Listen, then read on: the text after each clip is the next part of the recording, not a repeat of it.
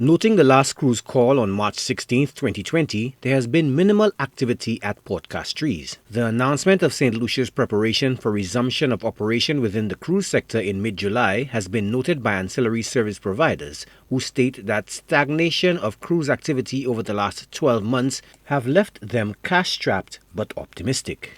We may have one tour going out based on hotel only. So the cruise industry has affected us tremendously. And we are excited to hear that soon that we will be starting up again.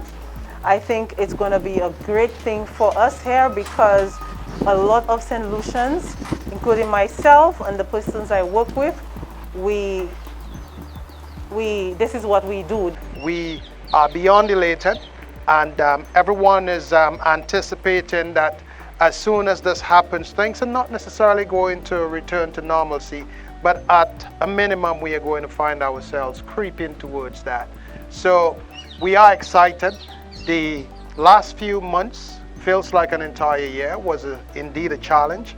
And so the news and the efforts of the command center, the Ministry of Health and Tourism, as well as the government of St. Lucia in general, the efforts have been phenomenal and commendable.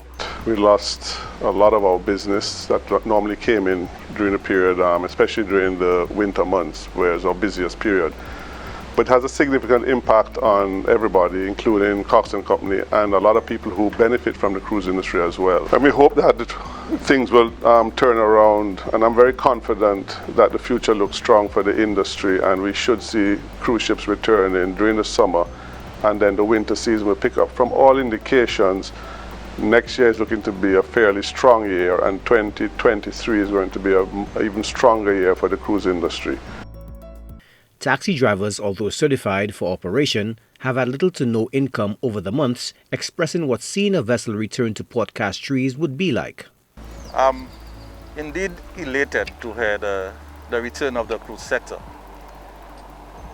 The cruise ship industry is very important to our shareholders, and for some of them, that's the only place they earn a dollar is at the cruise ship.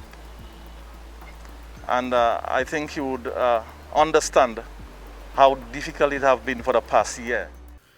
The St. Lucia Solid Waste Management Authority is a major ancillary service provider to the cruise sector. The hauling of waste from the port to the disposal site is critical for continued operations and the environment overall. Managing Director Justin Seeley expressed his views on the advent of cruise tourism. The St. Lucia Solid Waste Management Authority's operating budget depends on the head tax to the tune of about 35 to 40% of that budget. With that shortfall, which equates to about $400,000 per month, the authority was severely limited in what could have been undertaken.